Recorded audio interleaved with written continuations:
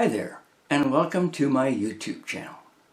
I was once a member of an artist group that had our own small arts and crafts gallery where we displayed our artwork. Two older women were in charge of the gallery during the week, and on the weekends the rest of us took turns.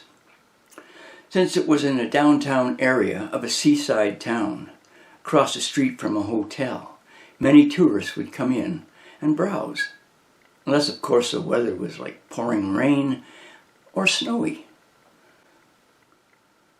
The customers were quite plentiful, and sales were good, and we all prospered, which was a good thing. I needed the bucks, oh yeah. Also, whoever was in charge of the gallery on weekends could put their artwork on display in the windows. I should also mention that before we could become a member, our artwork had to be judged as to whether it was suitable. It had to be of a high standard and not be offensive to anyone. Since I was a painter and slightly off the wall back then in those days, and admittedly still am even at this age, some of my paintings were rejected, like real women fart out loud.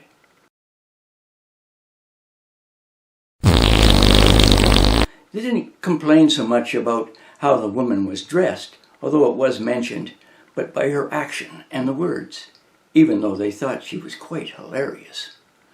I had a lot of fun painting her, and later, when I made greeting cards, I sold many of them at art fairs. I get a big kick out of listening to women snicker as they checked them out, and especially if they were with a friend. Sometimes they laughed right out loud. Oh yeah.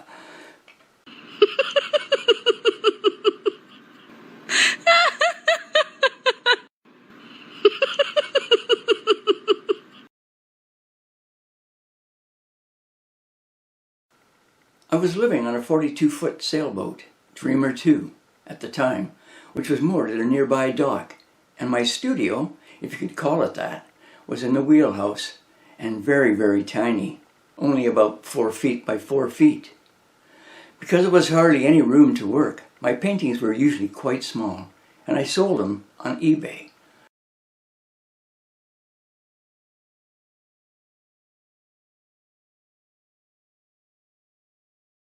But this painting was quite large. And because of its size and no walls to hang it on, I needed to sell it as quickly as possible. Well, not just for that reason. I had bills to pay. Yeah, I was kind of broke then. And to be honest, I was a little ticked off that I wasn't allowed to hang it in the gallery, which I had been depending on. But then I had a brainstorm. Or maybe it was a brain fart. I'm not sure which. Either way, when it was my turn to work in the gallery, I hung the painting in the front window along with some of my other paintings. Needless to say, I was a little worried, because sometimes a member would come into the gallery to check their items, whether they had sold and if they needed to be replaced. Luckily for me, I had barely opened the store when a woman stopped in front of the window. I couldn't help noticing her big smile.